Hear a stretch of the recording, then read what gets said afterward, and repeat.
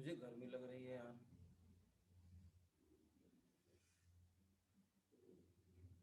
गर्मी तो नहीं है।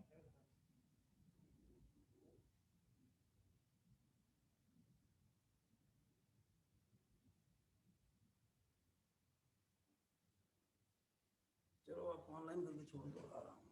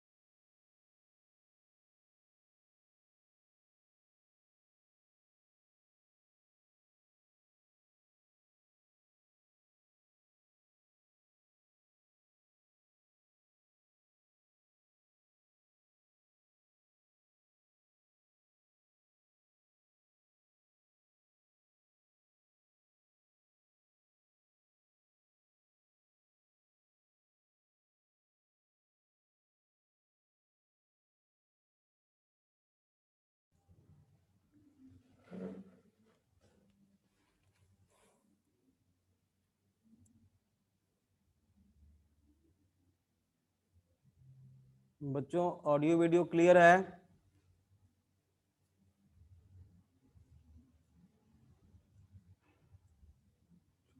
ठीक है,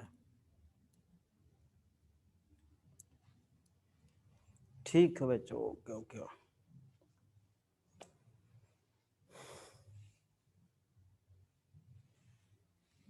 गुड आफ्टरनून।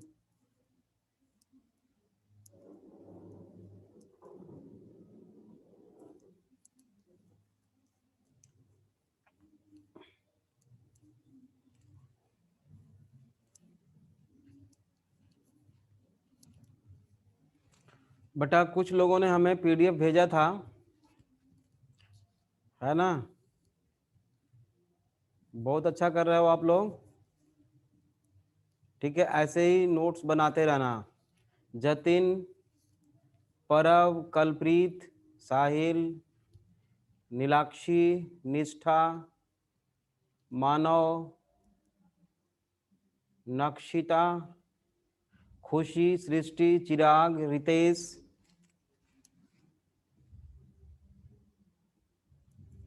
आप लोगों ने बहुत अच्छा नोट्स बनाया है, बना के भेजा भी है। ठीक है, जतिन, हाँ जतिन बेटा, हाँ जतिन है, पर्व है, परव, कलप्रीत, साहिल, नीलाक्षी, निष्ठा, निष्ठा ताया,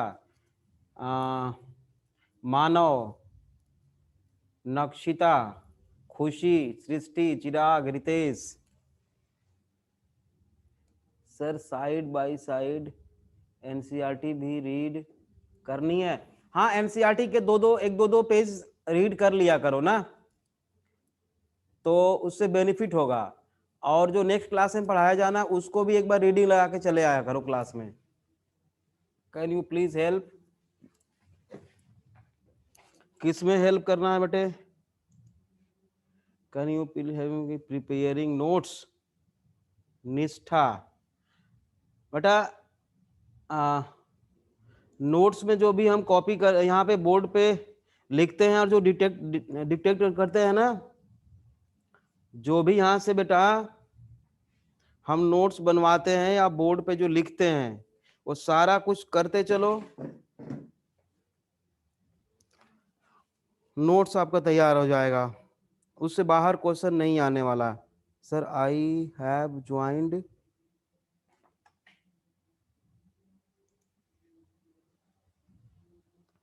I have joined today only. निष्ठा, ओके बेटा, जितने भी नाम मैंने बोले हैं उसमें से कोई भी बच्चा, एक दो बच्चे आप लोग क्या करना, जो अपना व्हाट्सएप ग्रुप है, किस ग्रुप में हो बेटा? निष्ठा किस ग्रुप में हो? बैच कौन सा है? मेनन। तो बच्चों मेनन में नोट्स आप लोग भेज देना ना, कोई भी एक बच्चा कॉपी पेस्ट कर देगा। जतिन, परव, कलप्रीत, साहिल, मीना क्या नीलाक्षी, जो भी हैं ग्रुप में, मेनन में ग्रुप, मेनन में पीडीएफ सेंड कर देना। सर ओनली एडमिन, अच्छा चलो मेरे को फिर से भेज देना, आप, मैं भेज दूंगा। ठीक है, मेरे को, मैंने ना वो सारा डिलीट हो गया है मैसेज, पता नहीं कैसे बच्चों ने, किसी एक बच्चे ने फिर से भेज देना है आज तक का नोट्स। कल एक ही दिन तो क्लास हुई है शायद मेरी। सर ओनली ग्रुप एडमिन कर, कोई बात नहीं, मेरे को फिर से भेज देना। चलो स्टार्ट करते हैं बेटा।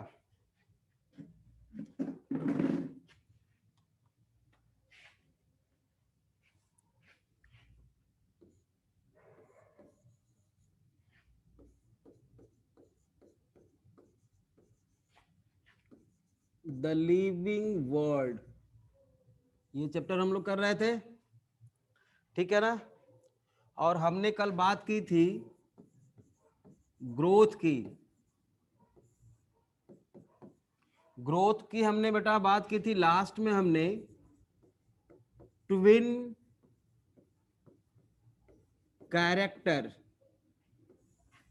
ट्विन कैरेक्टर्स ऑफ ग्रोथ देखा था, जिसमें कि increase in biomass and increase in number of individuals, increase in number of individuals and increase in biomass। कल हमने देखा था ये दो ट्विन कैरेक्टर हमने देखे थे बेटा कल, ठीक है, यहां तक हम लोगों ने देखा था, कर लिया था यहां पे, ठीक है। अब देखो एक और प्रॉपर्टी ग्रुप ग्रोथ की देखो, in multicellular organisms, multicellular organisms में देखो बेटा, जैसे हम ह्यूमन की बात करें, अगर एग्जाम्पल यहाँ पे हम ह्यूमन का ले रहे हैं, ठीक है, ह्यूमन में ये छोटा सा मान लो एक बच्चा है, ठीक है, इसकी बॉडी की ग्रोथ होगी ड्यू टू सेल डिवीजन, ठीक है, सेल डिवीजन होगा बेटा, और इसकी बॉडी की ग्रोथ होगी, तो नंबर ऑफ सेल्स बढ़ेंगे, मतलब इसका बायोमास बढ़ा, बायोमास इसका बढ़ा, ठीक है, और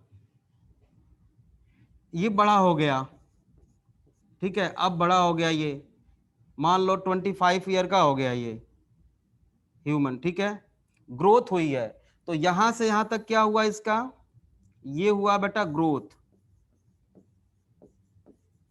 इसके बाद बेटा ये रिप्रोड्यूस करेगा ना, मतलब ग्रोथ कंप्लीट हो गई बॉडी की, अब ये रिप्रोड्यूस करेगा बेटा, ठीक है। अब इसके बाद ये रिप्रोड्यूस करता है, ठीक है, फिर ऑफ स्प्रिंग्स प्रोड्यूस करेगा, मतलब इन case of multi cellular organisms growth and reproduction independent phenomenon, ठीक है, ग्रोथ कंप्लीट होने के बाद रिप्रोडक्शन होता है मल्टी सेलुलर ऑर्गेनिजम्स में यूजुअली, ठीक है। बायोमास क्या होता है, बायोमास बेटा होता है सेल के कंपोनेंट्स जो जिससे कि वो बना है उसका इंक्रीज होना, तो डेफिनेटली सेल डिवीजन होगा बेटा, तो वो बायोमास तो बढ़ेगा, क्यों बढ़ेगा, क्योंकि वो न्यूट्रिएंट्स एब्जॉर्ब करेगा और अपने सेल के कंपोनेंट्स में कन्वर्ट कर लेगा, उसी कन्वर्जन को हम बोलते हैं बायोमास, बायोमोलिक्यूल्स के मास का इंक्रीज होना, ठीक है, बिल्कुल बेटा सही बात है, ठीक है। तो मल्टी सेलुलर ऑर्गेनिजम्स में आपने देखा बेटा कि ग्रोथ और रिप्रोडक्शन दोनों इंडिपेंडेंट फिनोमेना है, but in case of unicellular organisms, unicellular organisms की बात करें, जैसे कि अमीबा, अमीबा बेटा ये एक सेल है अमीबा की, ठीक है, ये डिवाइड करके बेटा दो सेल बना लिया, ठीक है, तो इसमें क्या क्या हो गया देखो, ओवरऑल बायोमास बढ़ा है, मतलब कि सेल डिवीजन हुआ है, बायोमास बढ़ गया, बायोमास बढ़ा, ठीक है, किसके थ्रू बढ़ा, सेल डिवीजन के थ्रू बढ़ा, सेल डिवीजन इसमें हुआ है, ठीक है, और एक चीज और हो गया, पहले एक था अब दो हो गया, मतलब नंबर ऑफ इंडिविजुअल्स इंक्रीज, ठीक है, मतलब कि क्या हो गया, ये रिप्रोड्यूस भी किया है, रिप्रोड्यूस भी किया है बेटा, मतलब रिप्रोडक्शन भी बोल सकते हैं इसको, इसको लिखो रिप्रोडक्शन, रिप्रोडक्शन भी हुआ है, तो अब आप इसको ग्रोथ बोलोगे कि रिप्रोडक्शन बोलोगे बेटा? बायोमास और नंबर ऑफ इंडिविजुअल्स में क्या फर्क है? सर बायोमास में है बेटा कोई फर्क नहीं है, यूनिसेलुलर ऑर्गेनिजम्स में कोई फर्क नहीं है, मल्टी सेलुलर में है।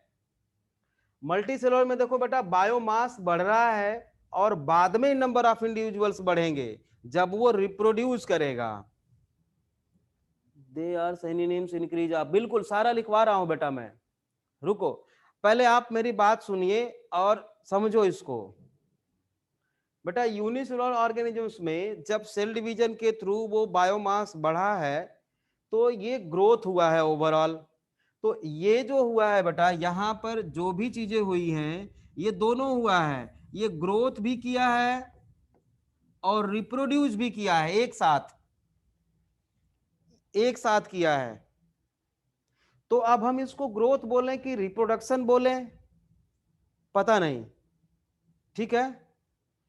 कोई एक हम नहीं बोल सकते यूनिसेलुलर के केस में ना, क्योंकि सेल डिवाइड करके दो बन गया तो बायोमास भी बढ़ा और रिप्रोडक्शन भी हुआ। तो स्टेटमेंट यहां पे इसको कॉपी कर लो, उसके बाद यहां पे एक स्टेटमेंट लिखना है, मैं बोलूंगा, आप इसको कॉपी करिए। सर अमीबा के केस में ग्रोथ थोड़ी ना हुई है। अच्छा अमीबा के केस में बेटा पहले ये था सेल, ठीक है, ग्रोथ का ट्विन कैरेक्टर देखो, ओवरऑल ये सेल डिवाइड करके बेटा यहां से और ये दो सेल बना लिया है, तो इसने न्यूट्रिएंट्स तो एब्जॉर्ब किए होंगे ना, तो ये कट के एक ही दो बन गया, इसीलिए अमीबा को हम बोलते हैं कि वो इमोर्टल है, मतलब कभी मरता नहीं, अमीबा अमर है। क्यों अमर है? क्योंकि इसका साइटोप्लाज्म जो था बेटा वो यहां पे है, यहां भी आ गया, बढ़ गया और ये चलता रहता है, मतलब वो साइटोप्लाज्म कभी खत्म नहीं हुआ, इसीलिए हम बोलते हैं कि यूनिसेलुलर ऑर्गेनिजम्स अमर हैं, इमोर्टल हैं। समझ रहे हो? तो ओवरऑल बायोमास तो बढ़ा है। हाँ कॉपी कर लिए, कॉपी कर लिया आपने,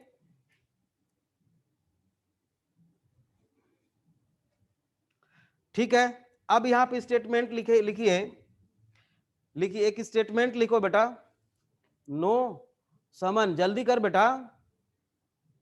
what are biomolecules Nishtha? Protein, carbohydrate, lipids, these are the biomolecules, इसी से सेल बनता है बेटा। चलो साइड हो गया, कॉपी कर लो जल्दी, कर लिए? साथ के साथ कॉपी करते रहो, मैं टाइम दे रहा हूं आपको।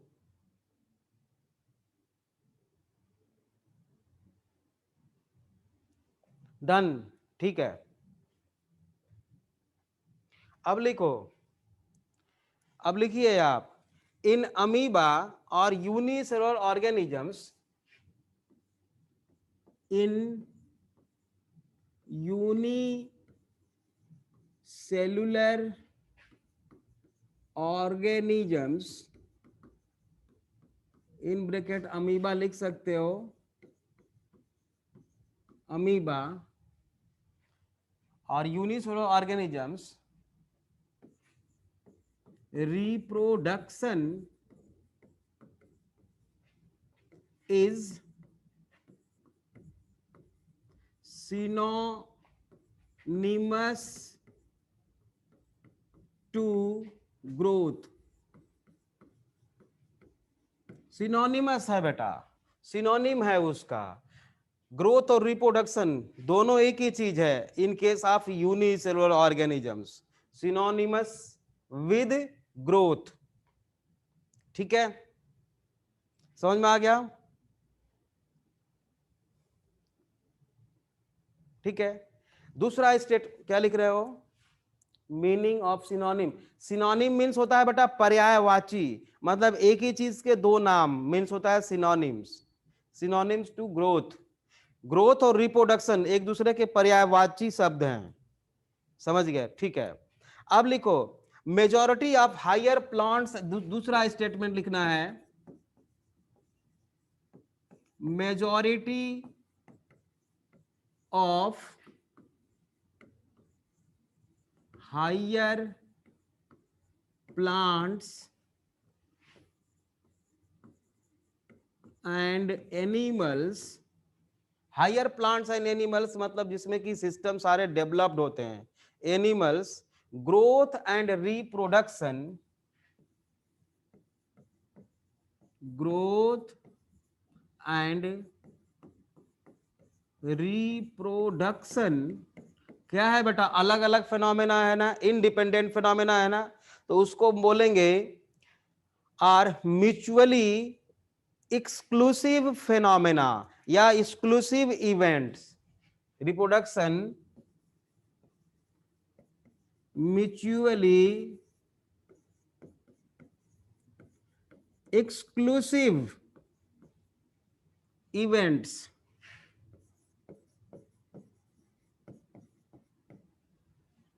इसका मतलब ये हुआ कि हायर प्लांट्स और एनिमल्स में बेटा ग्रोथ कंप्लीट होने के बाद फिर रिप्रोडक्शन होता है, मतलब ये दोनों दो अलग अलग चीजें हैं हायर प्लांट्स और एनिमल्स में, ठीक है। मतलब हम क्या लिख सकते हैं हायर प्लांट्स और एनिमल्स में कि growth and reproduction independent phenomena, bracket में लिख सकते हो, means growth and reproduction are independent phenomena.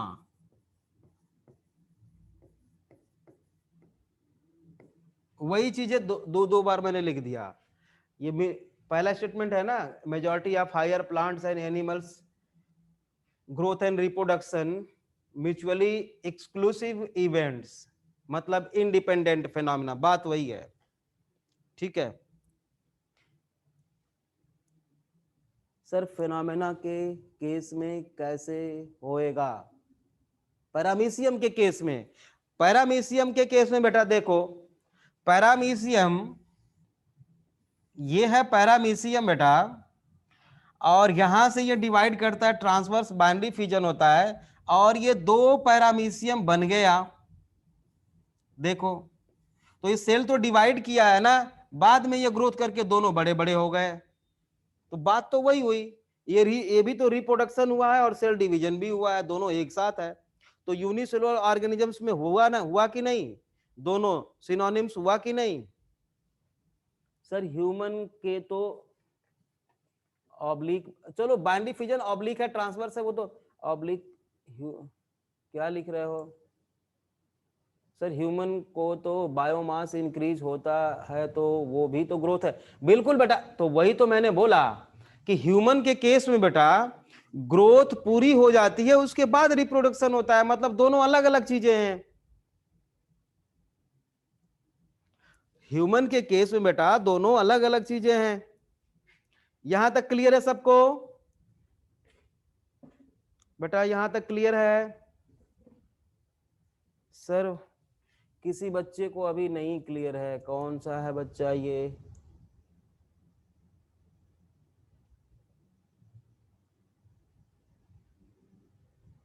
क्यों सर फिनोमेना, सर रिप्रोडक्शन में भी तो बायोमास इंक्रीज होता है,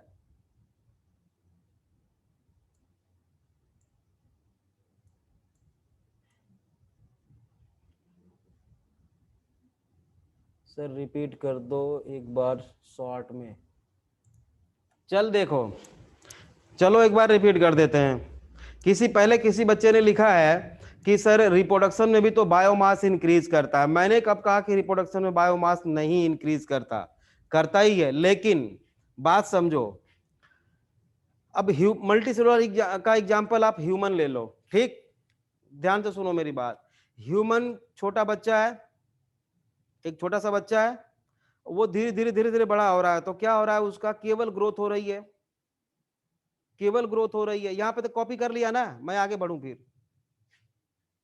देखो एक छोटा सा बच्चा है बेटा, और ये धीरे धीरे बड़ा होते होते इतना बड़ा हो गया, 25 साल का हो गया ये। अब बताओ यहां पे रिप्रोडक्शन हुआ है कि ग्रोथ हुआ है? Only growth. अभी तक केवल ग्रोथ हुई है बेटा, रिप्रोडक्शन नहीं हुआ। अब इसके बाद ये रिप्रोड्यूस करेगा ना, तो इसका बायोमास नहीं बढ़ेगा, आगे आने वाली प्रोजेनी का बायोमास बढ़ेगा। बात समझ रहे हो? तो इसलिए हम बोल रहे हैं कि मल्टी सेलुलर ऑर्गेनिजम्स में ग्रोथ और रिप्रोडक्शन दोनों जो है अलग अलग फिनोमेना है बेटा, इंडिपेंडेंट है। पैरामीशियम भी यूनिसेलुलर है बेटा, पैरामीशियम भी यूनिसेलुलर है, ठीक है। लेकिन अगर यही यूनिसेलुलर ऑर्गेनिज्म कोई है और इसमें ग्रोथ हो रही है, तो ग्रोथ कैसे होती है? सेल डिवीजन के थ्रू। यहां भी सेल डिवीजन के थ्रू ग्रोथ हुई है। तो अगर इसमें यूनिसेलुलर में सेल डिवीजन हुआ तो ये 2 सेल बना लिया, तो क्या हुआ? ये ग्रोथ हुआ ना, ये तो ग्रोथ हुई है इसकी, और साथ में रिप्रोडक्शन भी हुआ है। तो ग्रोथ और रिप्रोडक्शन यूनिसेलुलर ऑर्गेनिज्म में दोनों मिला जुला है, और मल्टीसेलुलर ऑर्गेनिज्म में अलग अलग चीजें हैं। क्लियर हो गया?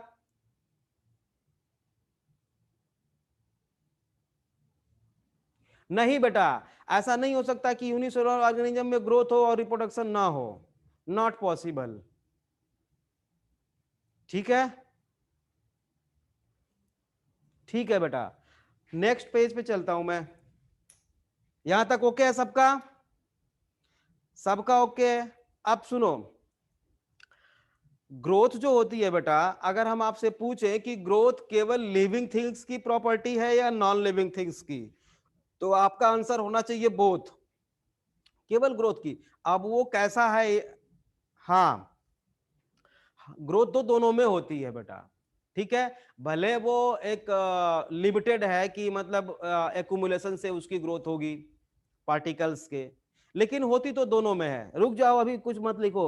हाँ, नॉन लिविंग में कैसे ग्रोथ होती है बेटा? स्टोन एक है, इसके ऊपर एक्यूमुलेट करता चला गया particles, due to accumulation of particles on their external surface, फिर ये क्या हो जाएगा? बड़ा नहीं हो सकता, इसको भी तो ग्रोथ बोलते हो आप।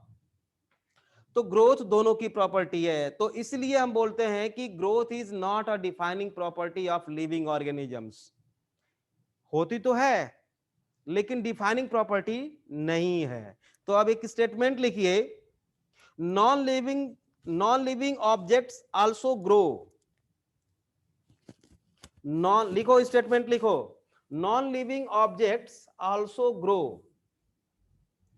non-living objects also grow,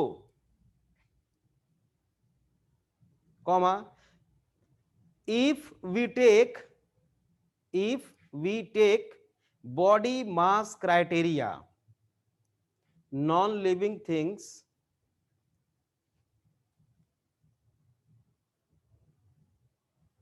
तो अभी रिप्रोडक्शन कहां पढ़ रहे हैं बेटा? आगे आगे मत बढ़ो ना, अभी तो लिखो, ग्रोथ के बारे में हम पढ़ रहे हैं केवल। Non living objects also grow if we take body mass criteria, but it occurs due to but it occurs due to accumulation of materials, but it occurs due to accumulation of materials। क्यों repeat करूं भाई? इससे ज्यादा श्लोक कैसे बोल सकता है कोई, बताओ? Non living objects also grow if we take body mass criteria, but it occurs due to accumulation of materials on this surface। ठीक, मतलब वही बात जो अभी मैंने बताई है, ये नॉन लिविंग थिंग्स है, कोई स्टोन है ये, और इस पर कोई पार्टिकल्स बहुत सारे जमा होते होते होते खूब बड़ा हो गया, तो इसका बॉडी मास तो बढ़ गया ना,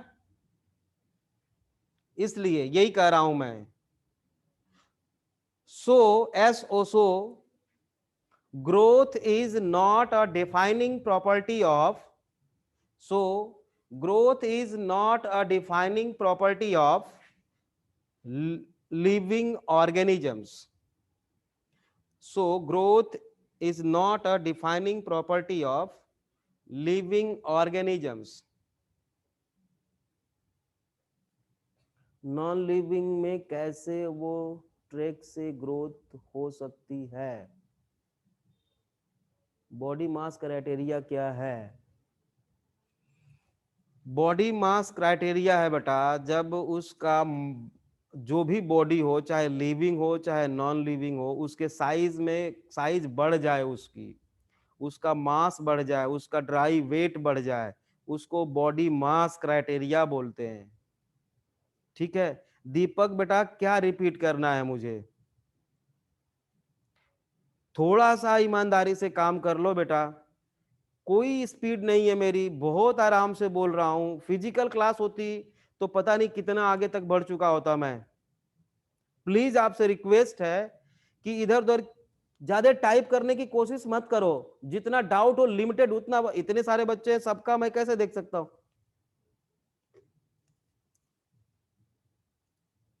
क्या लिख रहे हो sir? Simple word means increase in size whether living और नॉट। बिल्कुल बेटा सेजल, सही कह रहे हो आप। हाँ सही कह रहे हो बेटे। ठीक है, इससे स्पीड स्लो करेंगे बेटा आपका बहुत नुकसान हो जाएगा। इससे ज्यादा स्पीड स्लो करने का मतलब इस नुकसान होगा आपका भी और मेरा भी। Intrinsic growth is defining property. हाँ इंट्रिंसिक ग्रोथ को बोल सकते हो, लेकिन ओवरऑल केवल ग्रोथ की अगर बात करें बेटा तो डिफाइनिंग प्रॉपर्टी नहीं है। आप सही कह रहे हो, लेकिन यहां पे सिर्फ ग्रोथ की बात करें अगर, तो वो डिफाइनिंग प्रॉपर्टी नहीं है बेटा। यहां तक सबका क्लियर है? हाँ ठीक है, अब मैं आगे बढ़ूंगा। अब कोई चैट बॉक्स में कोई कुछ मत लिखे तो मैं समझ जाऊंगा कि सबका ओके है।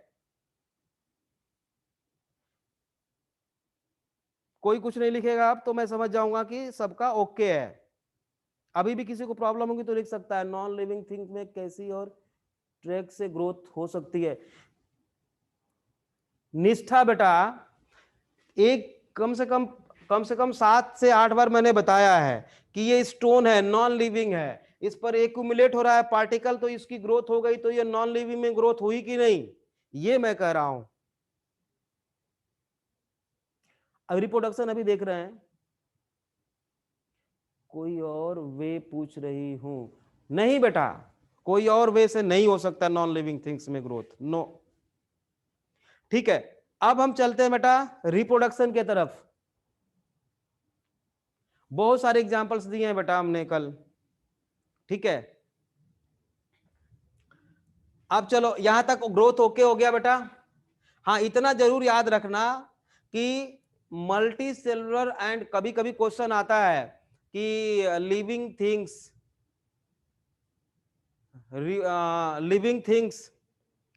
Growth in living things by cell division, cell elongation, cell multiplication, तो आप सिर्फ और सिर्फ सेल डिवीजन लिख दोगे आंसर में। ठीक है, तो बल्कि एक स्टेटमेंट और लिख ही लो, multicellular organisms and unicellular organisms. एक और स्टेटमेंट लिख लो, multicellular and unicellular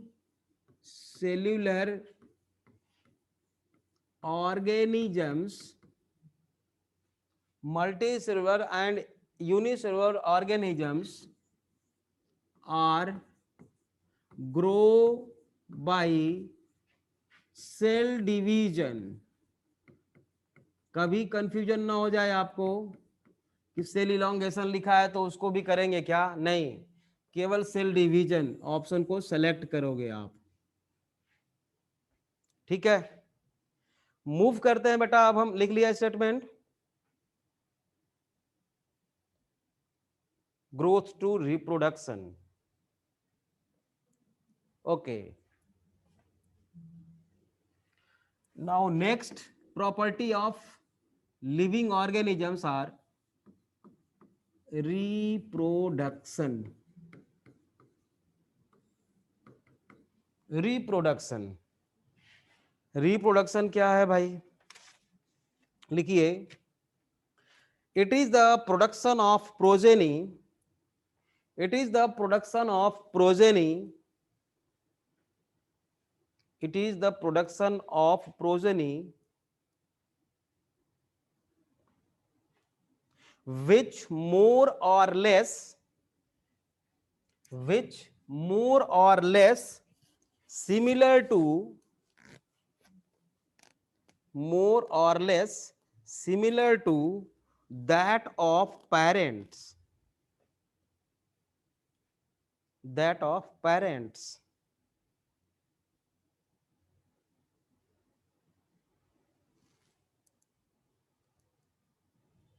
sir please writer, writer लिखो, it is the production of progeny, it is the production of progeny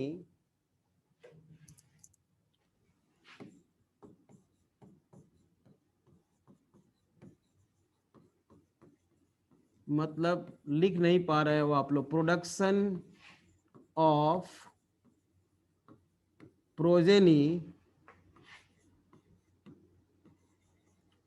विच मोर और less similar to that parents in bracket sexual reproduction, sexual reproduction में ऐसा होता है बेटा, लेकिन ए sexual reproduction में progeny means of springs होता है बेटा, है ना, प्रोजेनी मीन्स ऑफ स्प्रिंग्स, ठीक है। सर मल्टीप्लिकेशन से भी तो ग्रोथ हो सकती है, हम सेल्फ डिवीजन को कैसे? अरे चुपचाप बेटा पहले सुनो निष्ठा, मैंने ब्रैकेट में सेक्सुअल रिप्रोडक्शन लिख रखा है, ठीक है, लेकिन रिप्रोडक्शन जो है बेटा, रिप्रोडक्शन में भी एक तो वो सेक्सुअल हो सकता है या एसेक्सुअल हो सकता है, ये दोनों हो सकता है। एसेक्सुअल मोड ऑफ रिप्रोडक्शन में जो होता है प्रोजेनी, प्रोजेनी जो होती है बेटा, प्रोजेनी को और क्या बोलते हो आप लोग? ऑफ स्प्रिंग्स, वो सिमिलर होती है, एग्जैक्टली कॉपी होती है, कॉपी टू पेरेंट, मतलब एग्जैक्टली सिमिलर होते हैं प्रोजेनी, ठीक है ना, कॉपी टू पेरेंट, इसी को हम बोलते हैं क्लोन, ठीक है, इसी को क्लोन बोलते हैं। नो वेरिएशन, बहुत बढ़िया, वेरिएशन नहीं होता, सेक्सुअल में वेरिएशन होता है, तो वो ज्यादा सिमिलर या कम सिमिलर, मैंने यहां पे लिखा है मोर और लेस सिमिलर हो सकता है, ठीक है। रिप्रोडक्शन के बारे में और हम लोग पढ़ेंगे दूसरे उसमें, समझ रहे हो, रिप्रोडक्शन इन ऑर्गेनिजम्स में +2 में और डिटेल पढ़ेंगे, ठीक है। अब देखो एसेक्सुअल मोड ऑफ रिप्रोडक्शन में क्लास 10th में आपने पढ़ा है कि एसेक्सुअल में फंगी जो है एसेक्सुअल स्पोर्स बनाती है, आपके एनसीईआरटी में भी लिखा हुआ है इसी चैप्टर में थोड़ा सा, कि फंगी जो है एसेक्सुअली रिप्रोड्यूस करती है बाय स्पोर फॉर्मेशन। प्लेनेरिया है बेटा, प्लेनेरिया, प्लेनेरिया में रीजेनरेशन होता है, आप जानते हो, ठीक है।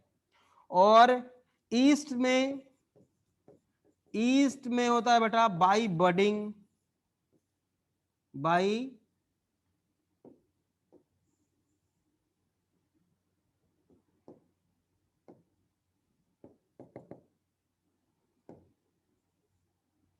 Bye budding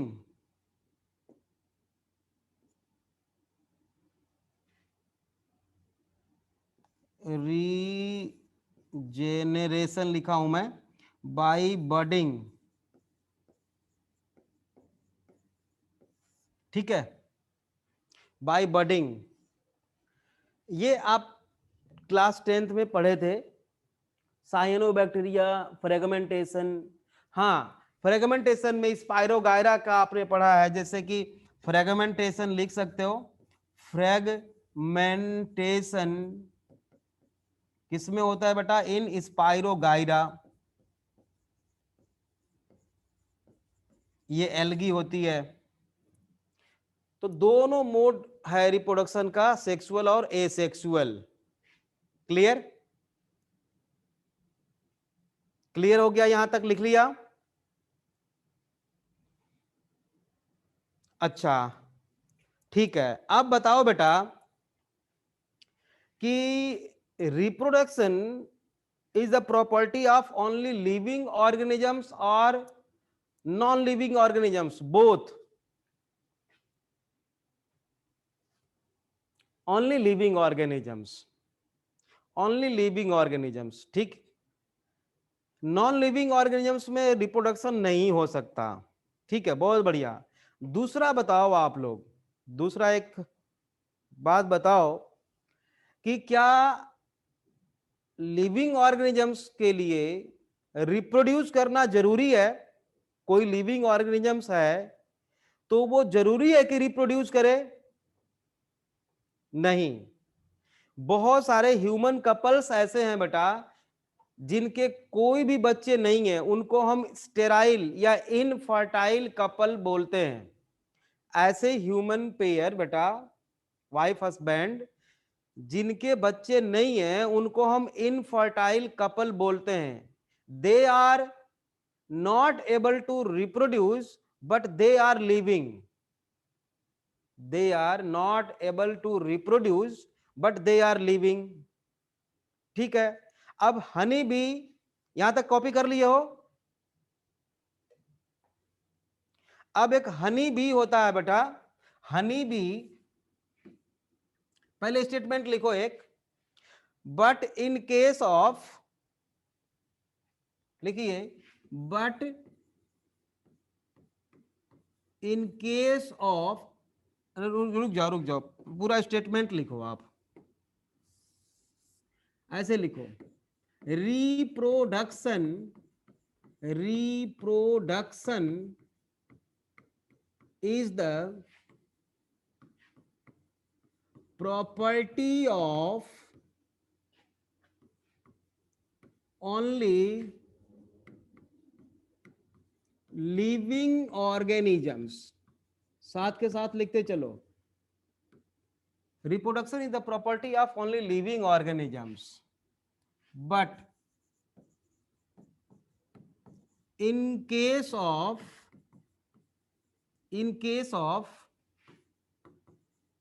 infertile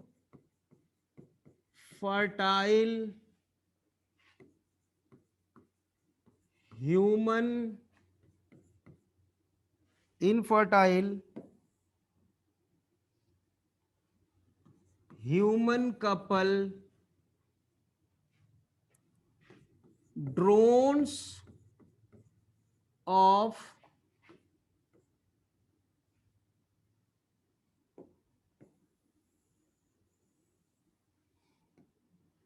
workers, drones नहीं, वर्कर्स ऑफ हनी बीज,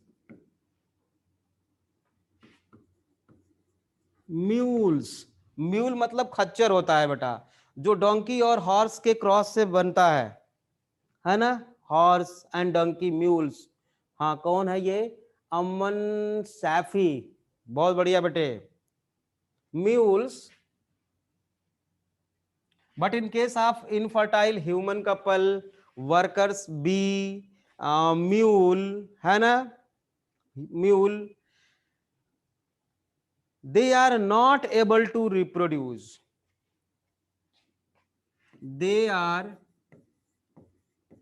not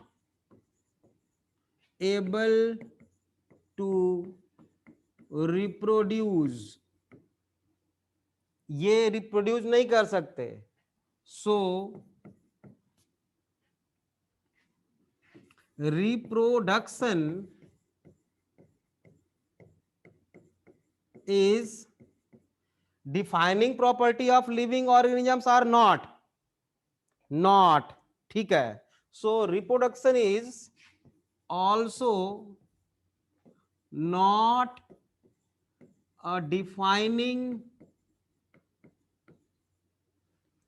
property of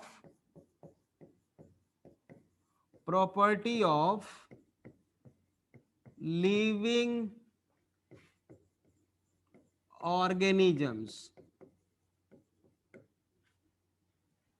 ठीक है. Not a defining. Sir honey bee में बीज क्वीन रिप्रोड्यूस करती है, बिल्कुल करती है, क्वीन तो रिप्रोड्यूस करती है बेटा. तीन होते हैं division of labour honey bee में. वर्कर्स होते हैं, ड्रोन्स होते हैं और क्वीन होती है. क्वीन और ड्रोन्स रिप्रोड्यूस करते हैं, बट वर्कर्स रिप्रोड्यूस नहीं कर पाते. वर्कर्स नहीं रिप्रोड्यूस करते बेटा, ठीक है. हाँ, एनिमल किंगडम में पढ़ना है या स्ट्रक्चरल ऑर्गेनाइजेशन इन एनिमल्स में पढ़ना? अभी नहीं. वो नहीं रिप्रोड्यूस कर सकते, they are not able to reproduce. Gamete नहीं बन पाता उसमें, गैमेट्स नहीं बन पाते बेटा उसमें. अभी वो प्रॉपर्टी, डिफाइनिंग प्रॉपर्टी क्या लिख रहा है बेटे? ड्रोन्स करते हैं. हाँ बेटा ड्रोन्स करते हैं. Drones are able to reproduce. किसी बच्चे ने sir simple word growth means increase in whether living और non living, right? So means increase in size whether. मैं समझा नहीं बेटा, क्या का नाम है? सेजल क्या लिख रहे हो? बोथ. चलो बेटा अब बताओ, यहां तक सबको समझ में आ गया क्या? यहां तक क्लियर है कि रिप्रोडक्शन और ग्रोथ दोनों डिफाइनिंग प्रॉपर्टी नहीं है? ठीक है बच्चों, okay okay okay okay okay okay. Next property metabolism.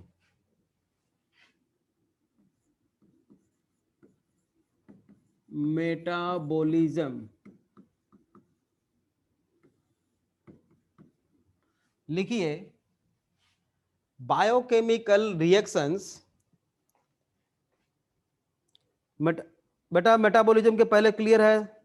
Some of all biochemical reactions. Drones क्या होता है? निष्ठा. ड्रोन्स बेटा हनी बी में 3 तरह के बी होते हैं. मधुमक्खी 3 तरह की होती हैं.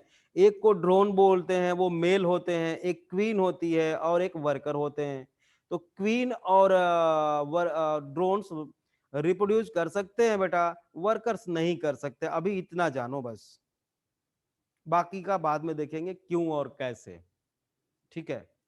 मेटाबॉलिज्म लिखिए, all the biochemical reactions, all the biochemical reactions which occur within the cell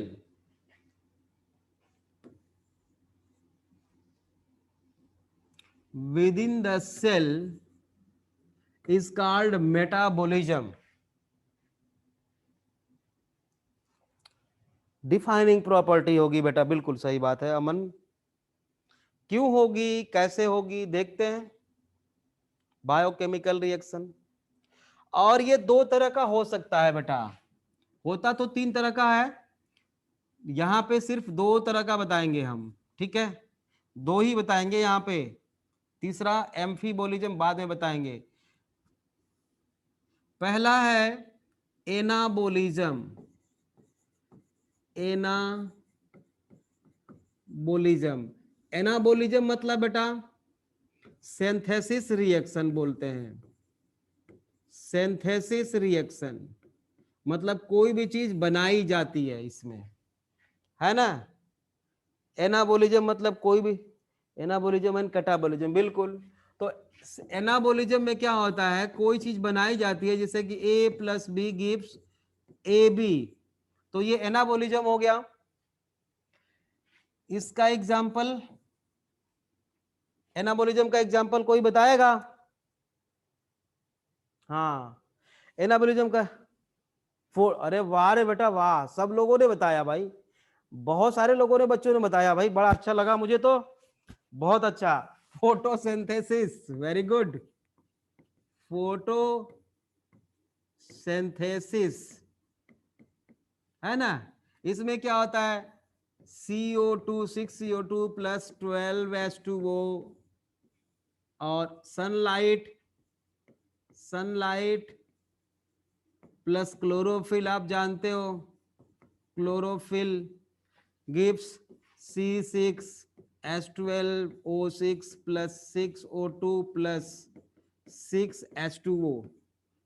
तो ये ग्लूकोज बनाया गया, यहाँ पे ग्लूकोज बनाने के लिए ये सारा प्रोसेस हुआ है, इसलिए ये एनाबोलिक प्रोसेस है, एनाबोलिज्म है। दूसरा होता है कैटाबोलिज्म, मतलब ब्रेक डाउन रिएक्शन। कैटाबोलिज्म मतलब ब्रेक डाउन रिएक्शन। जैसे ए बी है, इसको तोड़ दिया गया ए प्लस बी में, इसका एग्जाम्पल बेटा होगा, ब्रेकडाउन का एग्जाम्पल, हाँ, रेस्पायरेशन बेटा, रेस्पायरेशन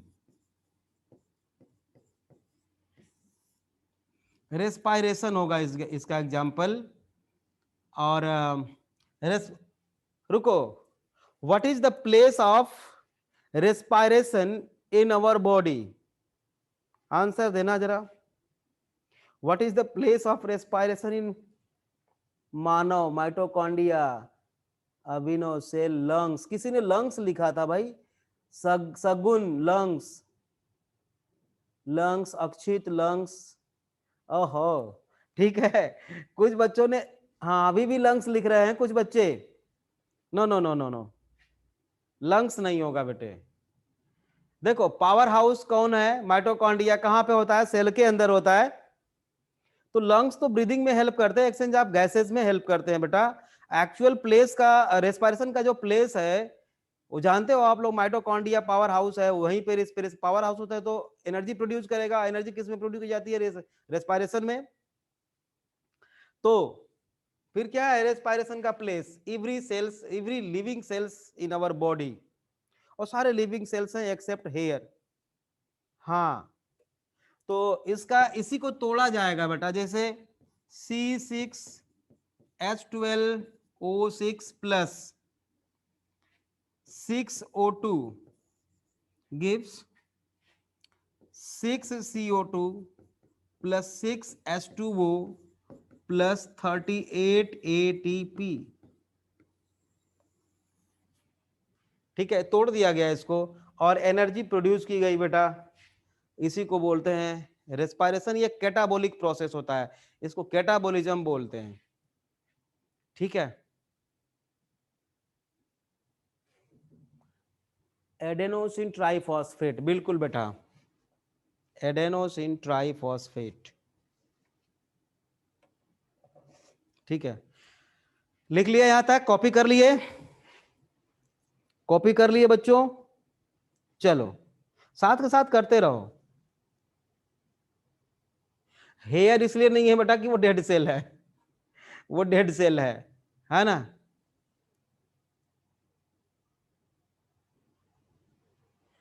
हाँ, नेल्स में भी, एपिकल पार्ट ऑफ नेल जो आगे का है पार्ट ना, वो डेड सेल्स हैं, पीछे वाले थोड़ी लिविंग है, उसमें निकालोगे देखोगे तो दर्द होगा। हाँ सर, मैं रेस्पिरेशन इज एक्जोथर्मिक है कि इंडोथर्मिक है, वो बात की चीज है बेटा। रेस्पिरेशन वाले चैप्टर में क्या लिख रहे हो?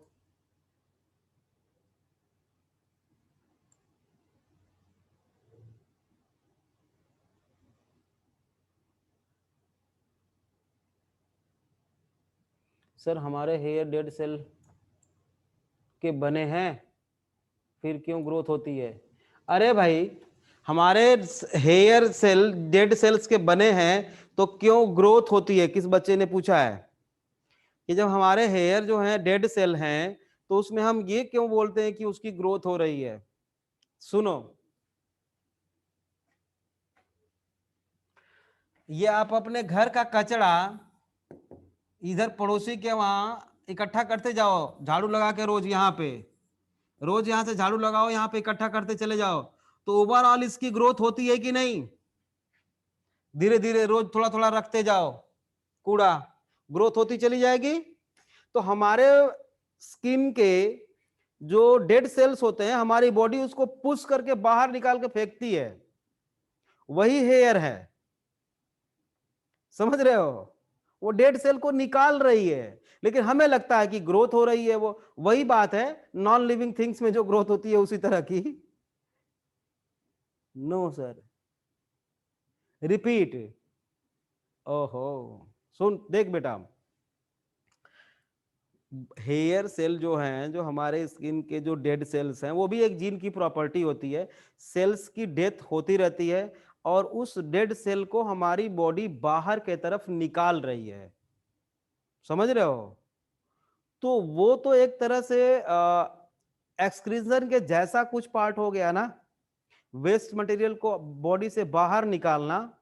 तो वो हेयर बढ़ता चला जा रहा है, तो हमें लग रहा है कि हेयर की ग्रोथ हो रही है, वो एक्चुअली डेड सेल बाहर निकल रहे हैं। समझ रहे हो? ये है रीजन। सर जब हेयर नहीं आते तब, बेटा वो जीन की प्रॉपर्टी होती है, वो जीन की प्रॉपर्टी होती है, वो जेनेटिक्स में आप पढ़ोगे, उसमें बहुत ज्यादा अभी तक वो करने की जरूरत नहीं है। अभी जो जितना जानना था मैंने बता दिया। अगर हेयर लिविंग का बने होते तो उनके कितने में दर्द होती? अरे बेटा, वो जुड़े हुए हैं, हेयर जो है जुड़ा हुआ है लिविंग सेल से। तो जब अगर आप हेयर को काटने से दर्द नहीं होता, हेयर को खींचोगे तो दर्द होगा। दर्द कहां होगा? हेयर में नहीं होगा, स्किन में होता है। अगर हेयर लिविंग होता तो काटने से दर्द होता? आपको होता है क्या? समझ में बात आ गई होगी। चलो देखो आगे बढ़ो। अब देखो बेटा, एक चीज देखो,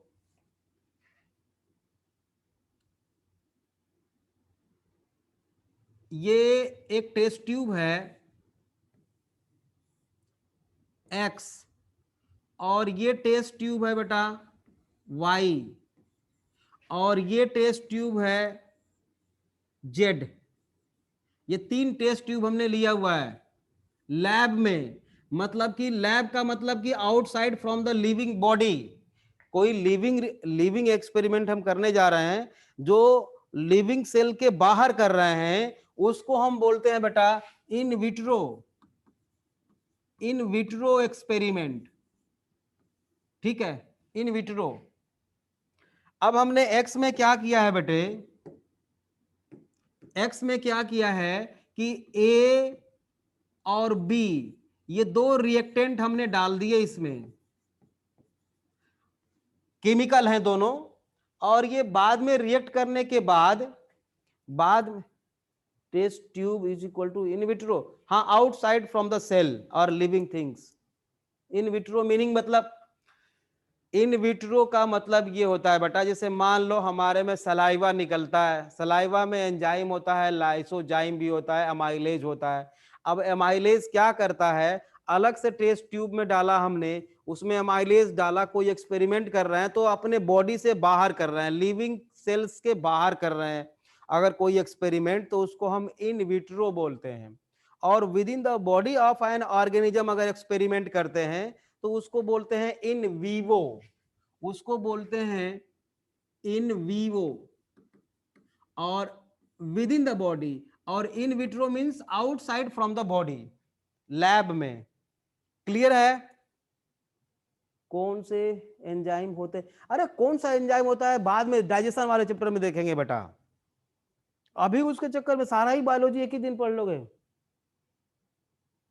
हाँ बेटा बिल्कुल, एनाबोलिज्म उसको भी बोल सकते हैं। मोनालिका क्या नाम है आपका? अभी जो एक्सपेरिमेंट जो करने जा रहे हैं उसको सुनो। ये ए और बी दो रिएक्टेंट है बेटा, इसको हमने एक टेस्ट ट्यूब में डाल दिया एक्स वाले में, और इस थोड़ी देर के बाद इसमें रिएक्शन हुआ और इसने ए और बी बना दिया। ठीक है, हमने वाई टेस्ट ट्यूब में दो रिएक्टेंट डाले हैं दो तरह का, सी और डी। बाद में सी और डी रिएक्ट करके आपस में इन्होंने बना दिया सी डी। ठीक है, सी डी बना दिया, और इसमें जेड वाले में क्या डाला हमने, ए बी सी और डी सब कुछ डाल दिया बेटा। इसमें हमने ए भी डाला है, बी भी डाला है, सी भी डाला है और डी भी डाला है। ठीक है, अब इसमें प्रोडक्ट क्या बनेगा बेटा बताओ, आपको बताना है। ए वाले में ए बी डाला तो ए और बी डाला तो ए बी बन गया, सी वाई वाले में सी और डी डाला था हमने तो सी डी बन गया।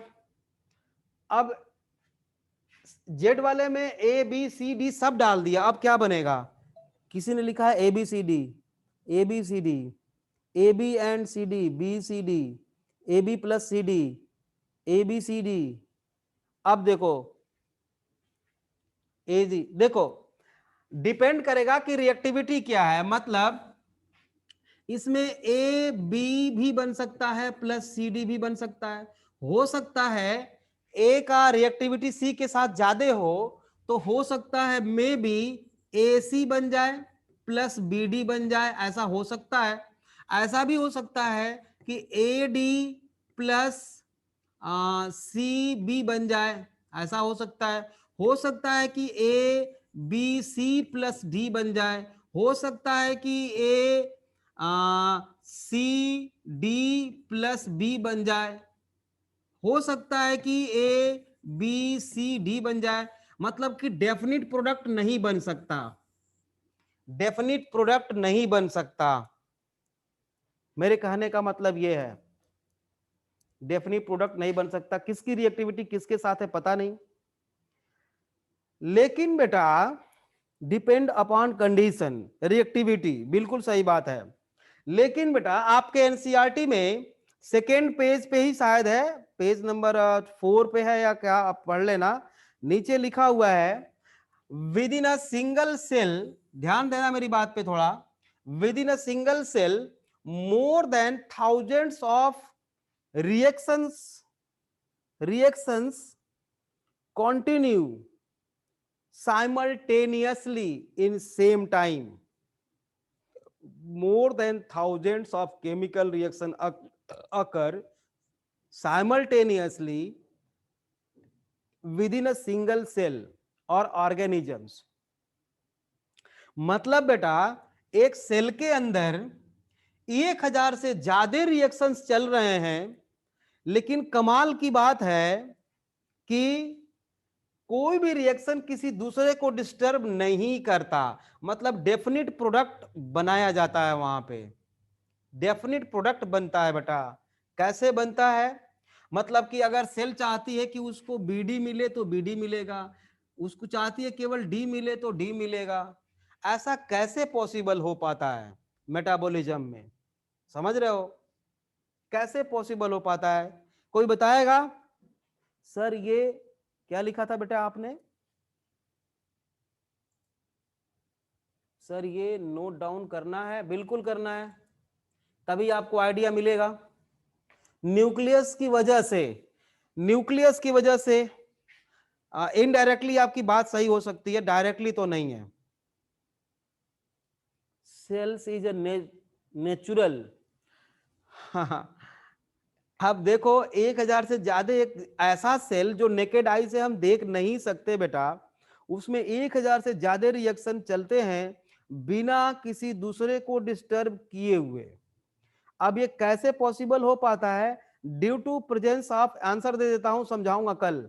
Due to presence of specific type of enzyme, means each and every chemical reaction, that is biochemical reactions, are controlled by specific type of enzyme beta, specific type of enzyme।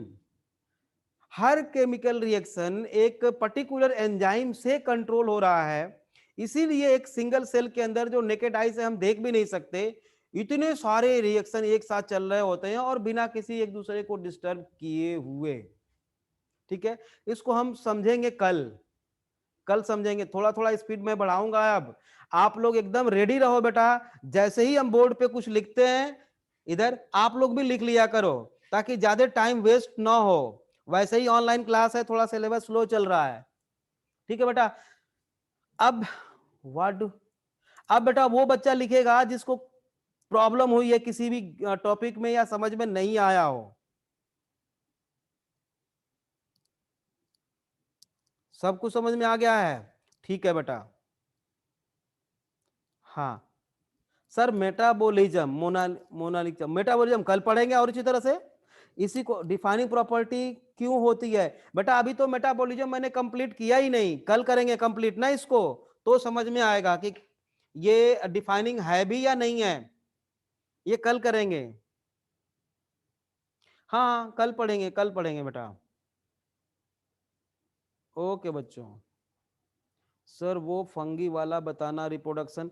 Fungi में बेटा reproduction यहाँ पे पढ़ना नहीं है, वो तो हम लोग +2 में पढ़ेंगे। यहाँ तो जो 10th में पढ़े थे उसको मैंने थोड़ा सा रिवाइज करा दिया है बस। रिप्रोडक्शन वाले चैप्टर में पढ़ेंगे वो सारा कुछ ना। सर ह्यूमन का वेट इंक्रीज होता है तो वो भी तो ग्रोथ है ही है। हाँ बेटा वो ग्रोथ ही है बेटा। आपने कहा था कि multicellular organisms growth cell division में होती है, मल्टीसेलुलर की वजह से क्यों नहीं बोली हमने, मतलब आपने कहा था कि मल्टीसेलुलर ऑर्गेनिज्म में ग्रोथ सेल डिवीजन से की वजह से होती है। मल्टीप्लिकेशन उस दूसरा फिनोमेना है बेटा, वो यूनिसेलुलर में है ना, मल्टीपल फ्यूजन होता है। चलो उसका जो टर्म है वही बोलेंगे ना, सेल डिवीजन सिंपल बोलेंगे बेटा। ठीक है, ओके बच्चों, कल मिलते हैं फिर। Okay bye.